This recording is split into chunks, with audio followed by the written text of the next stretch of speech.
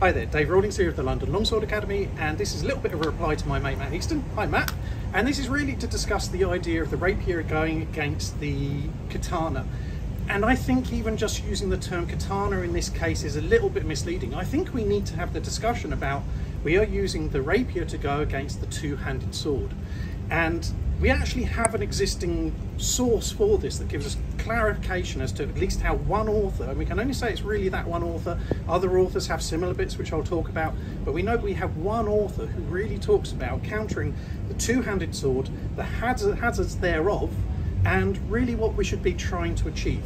That chap is Thibault, who's one of my favourite authors. I run a class with him every single Tuesday. Not him specifically, he's slightly dead, but we use his system of fencing. And it has certain premises that he carries from the rapier versus the rapier to rapier versus longsword. Now, one of the things that he says about the rapier, which is kind of a point of contention, and I'm going to bring this up with you because I think it relates to something that Matt's spoken about in previous videos, is the idea of the two-handed sword or the katana being able to break a rapier. Now, I know that Matt's done some quite exhaustive exercises with one particular rapier versus a longsword, and I believe they're both effectively fetish worked, as in they're both foils, they're both blunted. But what I would say is that both me and Matt, in our experience, have broken sturdy swords against sturdy swords. And I certainly have used certain swords against other swords and cut halfway through them. I had a couple of deltins when I started, and because the metal quality wasn't all that up to scratch, went halfway through a cat's balger with a longsword.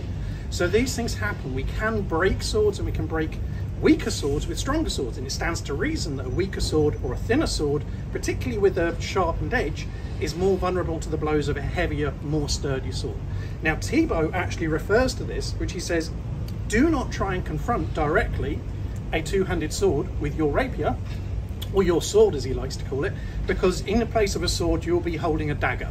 So we already have this principle that I don't think it's really about the katana. It's about the two-handed sword being sturdier and having greater strength, capacity to put behind it, has the capacity to break a sword. It doesn't mean that it's going to break every sword, but it has the capacity to. And if your fucking life depends on it, maybe you don't want that to happen. So I apologise about the noises of the buses. I will try and talk as clearly and loudly as possible, and we'll see how we get on.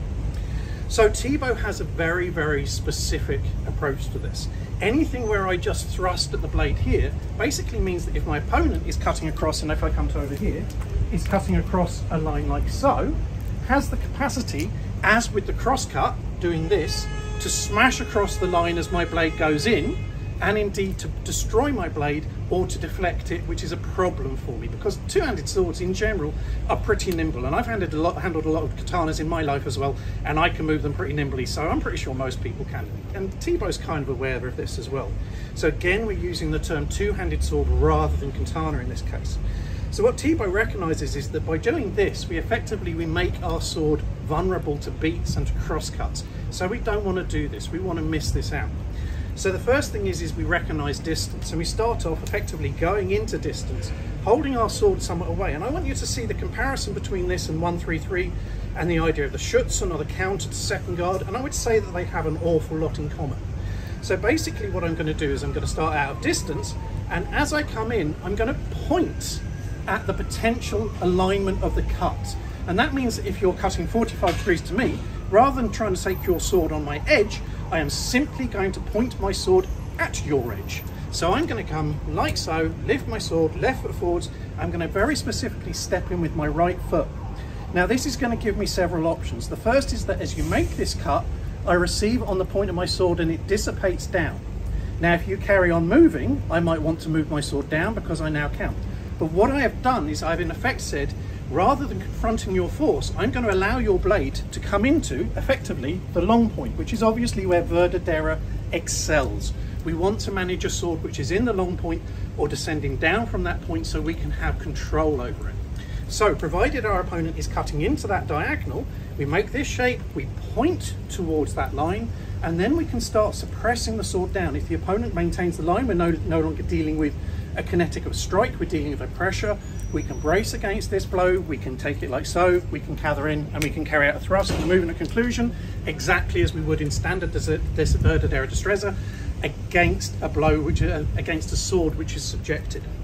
On the other hand, what might happen is that as we strike, for example, our opponent may do something like this. They may bring the sword in, and they may pull the sword back, or they may just do nothing.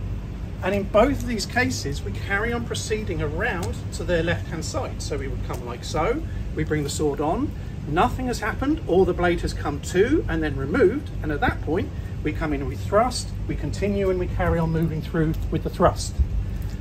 So there's a couple of things going on with this.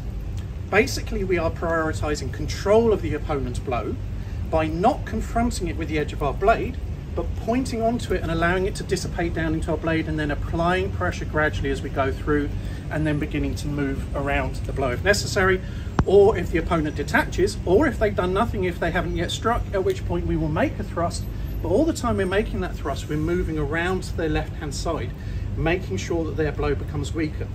Now, I've specifically only dealt with blows from the opponent's right-hand side, effectively from a roof guard here, and I don't plan to go further into this today. But obviously there are lots of different situations. We have to deal with positions like so, we have to deal with positions like so, and all of these have their counters, but this really deals with the first and most simple one. Obviously, if we come to this point, and at this point we see the opponent take a swing at our blade, we detach it. Now, one more thing I will mention is that when you get to this point, if your opponent decides to cut around to the other side, something that a lot of martial artists should be familiar with is, I'm not going to try and confront the sword here. It's too much risk to me, it's too much risk to my leg, it's too much risk to my sword. What I'm going to do is I'm going to dive in almost underneath the armpit in order to make a thrust below the arm. And that fundamentally means that I'm not confronting the sword, I'm confronting the arm and the body of my opponent.